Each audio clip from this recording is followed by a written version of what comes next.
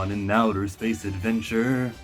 They were hit by cosmic rays, and their form changed forever in the most fantastic way. That's the intro from the 90s cartoon, and I just sang that shit. That's right. Fantastic Four. This was redemption for that first mission where they get their powers. At least I thought it was. It was for the second part of the book, not for the first part of the book. This book had me asking questions about myself and made me realize something. So this is not really going to be a comic book review, more a chillmonger and what he thinks of comics. I've got two pillars, all right? Since I was coming back from the store, these are the thoughts that I had in my head after I read this comic. One of my pillars is story's got to happen in the present. I'm not reading King Thor in the future where he's got $3 and he's president of Asgard. No, don't care for that. It's not happening in continuity with everything. Didn't read Age of X-Men. I'm not reading The Powers of 10, and I'm not enjoying it, at least, The Powers of 10 year 1000. The second pillar would be if it's advertised that's Fantastic Four on the comic, it's got to have my heroes. So that's where I stood, and I'm like, all right, I read this book. This is bad. I'm going to trash on it on the internet. But it was good. The artwork was good. The writing was new. To have the villain's perspective of what's happening with these foreign aliens who were the Fantastic Four to us, but they didn't know what they were saying. They had a scribble on their font. They weren't speaking actual English, the same language that these dudes were speaking. And I like that Dan Slott went the effort to make a note of it, that they had a universal translator that was broken up, and as he was fidgeting with it, the alien said, "You better not touch that thing on your chest." And okay, that was entertaining, made sense, and it also shits on every other comic book happening in space. But that was like a good story and a good thing. That I really need to read though? 8 pages of the unparalleled. Sorry, I can't see because my flashlight is on. It's usually the window takes care of me for lighting, but in the city it's raining, so I had to turn on the light. Where was I? Talking about the unparalleled. Great team, right? Created some nice heroes.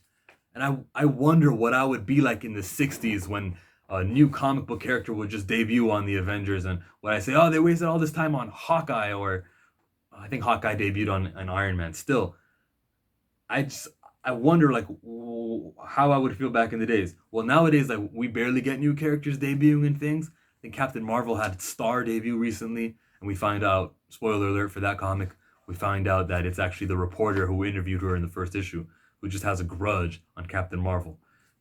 But now that we're getting new characters in here and they're part of another faraway land in space, it's like they're not gonna stick. No other writer is gonna take these characters, the unparalleled, and do something with them.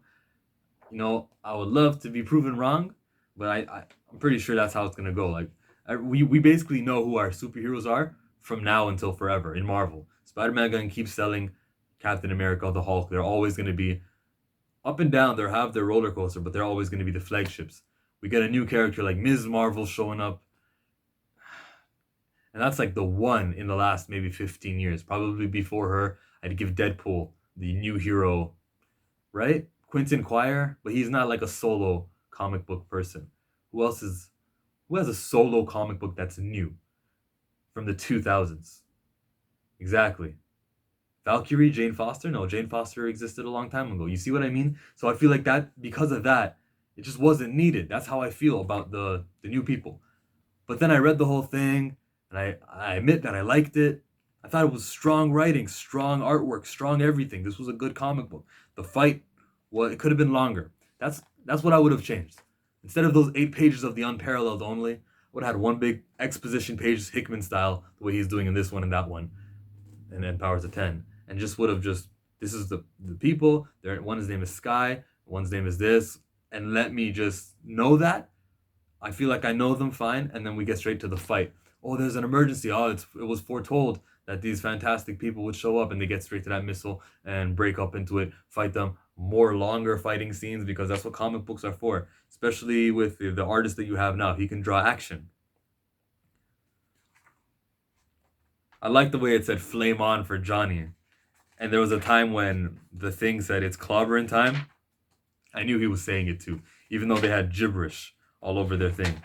Where is it? Oh, and then the last page. Spoilers for the last page, with Johnny waking up naked and Sky saying that I really can't see. They're soulmates. Man, this guy gets around. Crystal, um, I can't remember anybody else. Oh, the scroll that he got busy with that they reminded us in issue number 12. And then Sky over here. So Johnny Storm, man. Johnny Storm. You keep it in your pants, buddy. Chillmong, the name on the channel. Look at that. I watch my videos back every single time just to see myself do that. So cool.